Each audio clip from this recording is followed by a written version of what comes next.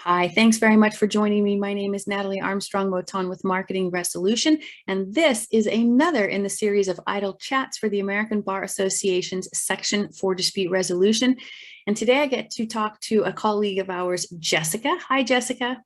Hi, Natalie. How are you? I'm doing very well. Thanks for signing up to do an idle chat with me. I'm very happy to be here. Excellent. So Jessica, I know that you have seen some of the other idle chats with colleagues, so I don't have to explain to you that about 120 questions exist in this deck of cards. We're going to shuffle them, and that will dictate what we talk about. Jessica, where are you located? I am in New York City. New York, New York. Yes, I am from Italy, but I'm currently studying here in New York City at Fordham Law School. Excellent. And where are you from in Italy? A small town near Venice. Nice. There are lots of small towns near Venice. Which one? It's called Campagna Lupia. It's pretty much halfway between Venice and Padua.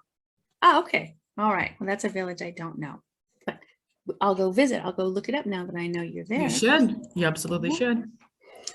So, Jessica, first question on the cards. I don't know the Italian equivalent of this, but I know that most cultures have the same idiomatic phrase. In English, the question is, do you have a green thumb?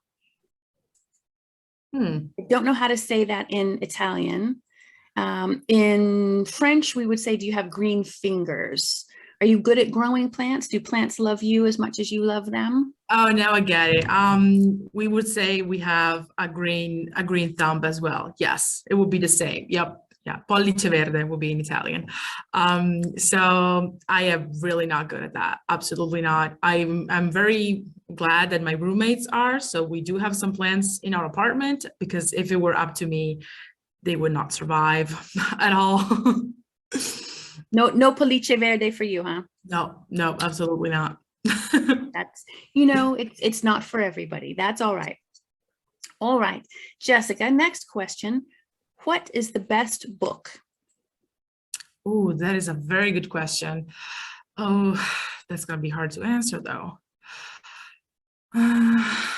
So if I have to think about the book that I used to love growing up, that would be Pride and Prejudice by Jane Austen. Now that I'm more, I want to say, don't have as much time to read novels, and I'm more focused on, personal growth and growing your professional persona and this kind of topics. Now I'm really enjoying Limitless by Jim Quick, which is a great way to find ideas to unleash your inner power and to use 100% of your brain, which I still haven't accomplished, but it's nice to read a book that tells you that you could someday possibly do that. It is inspiring, and that's a really good pick. Limitless is one of my favorites as well. That's a good one. Let's see, next card. Jessica, what is something from your childhood that you suppose your grandchildren will have no ability to understand, that it will be so uncommon for them that they just won't be able to grasp the concept? Oh, that's another good one. Let's see. I think for me, it would be something like the internet. When I was a child, it didn't exist. And my granddaughter won't be able to understand what the world is without the internet. I was thinking about something like that, because when I was a child, internet was starting to be a thing. It was not as it is today. So maybe that's one, but maybe even more so would be not having a cell phone when you're a kid, going to school and knowing that the only way to call your mom is through the school nurse or someone like that. It's like just not knowing that you can text your mom and be like, hey, I'm not feeling well, I have to go home. Like, can you pick me up or something like that? Because I didn't have a cell phone until I was probably in 9th grade. But now kids have them at elementary school. So I'm sure that would be very hard for them to understand, that we would not be able to communicate personally like that. Right. I didn't have a cell phone until I was in my 30s. Yeah, big differences, big differences. Yeah. All right. Miss Jessica, can you name something that always cheers you up? Something that always cheers me up. Well, that would be kind of cliche considering I'm Italian, but I want to say food. I think that's a universal truth. That's not cliche. That's just the truth. Sometimes, when you can make your favorite meal, it just changes your whole day and you just feel better. You just feel like everything is okay and everything will be fine. Yeah, comfort food, happy food. I agree. Yeah. I agree completely. All right. Jessica, what is your favorite way to get out and get some exercise? I love jogging. I'm crazy for jogging. I don't know why, because I'm not generally like a sports person, but one day I decided I wanted to start doing it, and I haven't been able to stop since. I'm not quite as good as I used to be. I used to be able to run for an hour, and now it's like not nearly up there. But the fact that in the morning, just being able to get out and go for a jog, even if it's only 10-15 minutes, it's just great. And even if New York is very cold, I still enjoy doing it early in the morning. I go on the Greenway, which is along the Hudson River, so it's a great view, and it's just the best way to exercise for me. I love it. Absolutely. All right, jogging it is. Let's see. Next, Jessica, what is the worst job you've ever had? The worst job I've ever had. Well, that actually takes me back to our first question, which I forgot to tell you. It's kind of funny that I don't really have a green thumb, because my first job was picking up potatoes at my uncle's farm. So he used to call me in the summer. I used to help him either plant, the produce, or one of the very first things I ever did was literally, just dig into the ground and pick up all the potatoes, which meant, never having beautiful nails at all, because they were always covered in dirt. And, staying on your knees all day under the sun. So I want to say that was probably the worst job. And it sucks that even though I did it, I still don't have a green thumb. Like I didn't pick up anything from that. So. I grew up in Idaho, the potato state. I understand exactly what you're talking about, digging for potatoes. All right. And Miss Jessica, next card. What game have you spent the most hours playing? Game. Let's see. So I'm not big on video games at all. So I want to say the one that I spent the most time was probably Monopoly. That if I look back at my childhood, that's probably the game that I played the most. Okay. Yeah, pretty confident about that answer. And did you have sort of the American version of the Monopoly board, or did you play with one of the specialty boards? I got I think it was like one of the older, classic versions. And then a few years ago, I got a Friends version because I'm obsessed with the sitcom Friends. The problem was that nobody really knew anything about, like, none of my friends actually watch it, and it's in English. So everybody was like, we don't really want to, my Italian friends were like, we don't want to play the game in English. We don't know the sitcom that well. We definitely don't know, the main phrases or anything in English. So I kind of like, it's kind of like there on my bookshelf back in Italy, and I haven't played it as much. I want to say the one that I played the most was just the regular original one. That's funny. That it is fun to go from country to country and look at all of the different specialty boards. And so, for example, even in New York City, you can get an all New York City Monopoly board. And I think they're a lot of fun. They are. Well, Monopoly is fun in general, whatever is the theme. And that's what I try to tell everybody. It's like, it doesn't matter if it's Friends and you don't know Friends particularly, it's still Monopoly, it's still fun. But it is good game. All right. How many hours per day do you spend online? Oh, probably too many. So now that the pandemic is easing, I want to say a little bit less, because, we switch back to in-person classes. So it's kind of like not as much. But if I have to count them, I would still say it's at least 5 or 6 hours, I want to say. So still a lot. Yeah. Still a lot. All right. This next card, somewhat divisive. Cats or dogs? Dogs. Absolutely. She said without hesitation. Absolutely. I'm really not a cat person. I think cats hate me in general, so I've just decided to make it mutual and to, you know, not even try.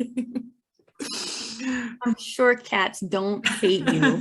You're a very likable person. Maybe I just met the wrong cats. Entirely possible. You just had cats that had a little extra catitude. That's all. Could be. It could be. Yeah.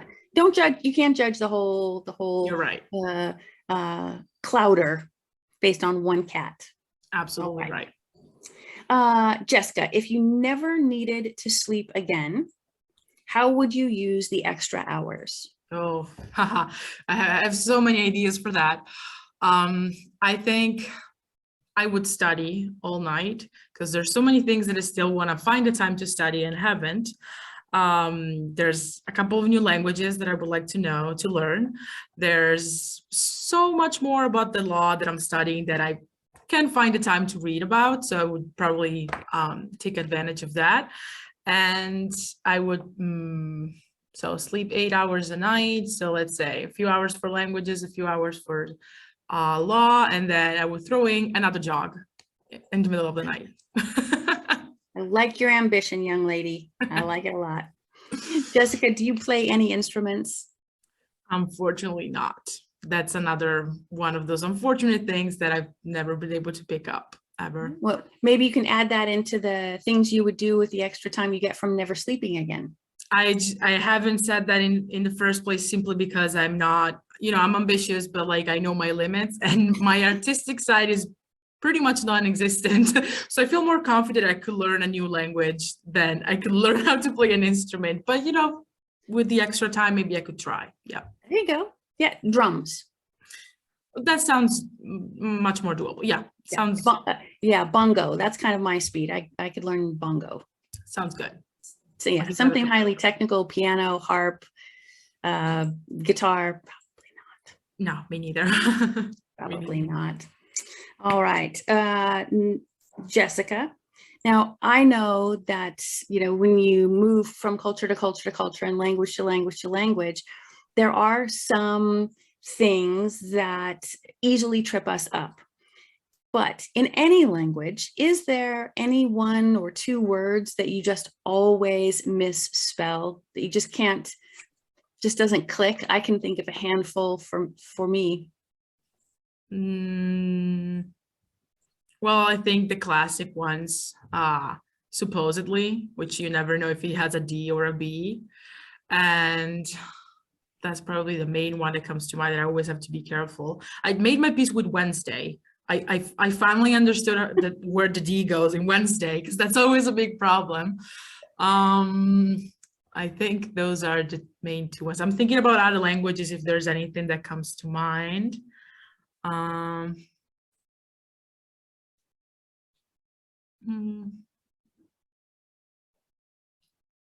I can't think of anything else right now. I'm sure there's plenty. I'm just thinking of only the more common ones. I don't know, what are yours? Maybe they will trigger something for me. In English, I struggle with the word definitely. How many eyes? 3 eyes, 2 eyes, definitely. That one I always stop and have to reread, rewrite definitely to check myself. In English, I never get, well, maybe in it's a French word, but I don't get it in either language. So maybe that's just my issue. I never get hors d'oeuvres spelled correctly. That's another hard one. Where does the comma go? What's the H doing at the front? If you don't say the H, why is it there? Why is it? I don't know. I can never get hors d'oeuvres spelled correctly. There's a few Russian words that I just can't make work. Even a basic like privyet, I just can't get it to spell right. So there's a handful, but I don't really know why. Those are the ones that I get blocked about. I was just thinking about another one in French, which is malheureusement, which I never remember where the H goes, or if there is an H. Sometimes I'm like, do I put it? Do I not put it? Does it go here?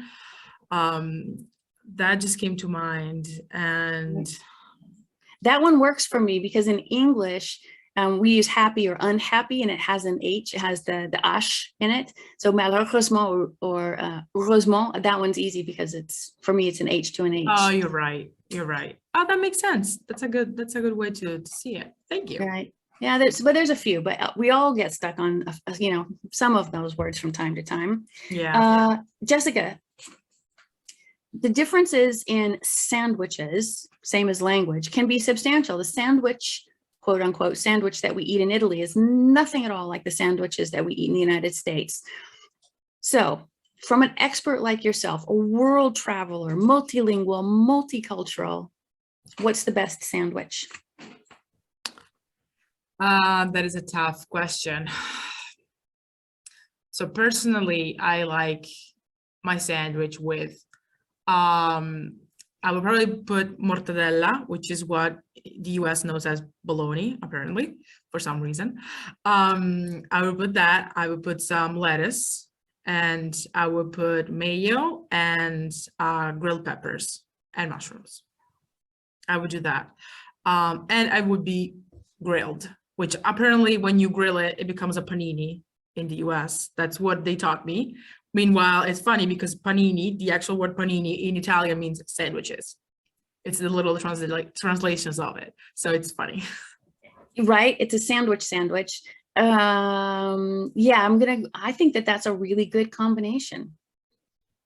Really good combination. I'm gonna go with your favorite. I know that in the US, they will probably put mustard or something like that, or maybe honey mustard even, but I want to stick with the mayo. Yeah, but with the grilled peppers, it's really not necessary. True. Really not necessary. All right, and Jessica, I'll ask you the same question I ask everyone as the last question on the Idle Chat, and that is, what do you love most about the resolution industry? So I love the fact that you can find so many ways to resolve a dispute with so many more benefits than traditional litigation. So it's amazing how a mediation can change everything. It can allow the dispute to be resolved while at the same time keep your relationship going, establish a new, or maybe establish an even new one, a stronger one. And it just allows you to explore so many more possibilities than just straight up litigation. So I think that's the best part of it. And what's very good is that the industry itself, it's made of people that do want to go into dispute resolution because of this aspect of it. So all the people that have the pleasure of meeting, especially through the ABA, the DR resolution section, it's just all people who are really committed to resolving disputes in a more friendly and more I want to say cooperative way. And it's all people that are here to help you and to guide you, and they're just very, very nice. So I think that just sums up the whole this whole industry. It just, what they're trying to achieve is what they bring themselves. It's incredible. Yeah, it is a really, really good group of humans that we work with, isn't it? Yeah, absolutely. Yeah. Absolutely. Really lovely. Well, from Normandy to New York, Jessica, thanks so much for joining me for an Idle Chat. It was great fun getting to know you a bit. Thank you, Natalie, for having me. This was very fun, and I hope we'll get to do it again sometime. Hopefully face to face. We'll see each other face to face. I hope that. Absolutely. All right, take care. Thank you.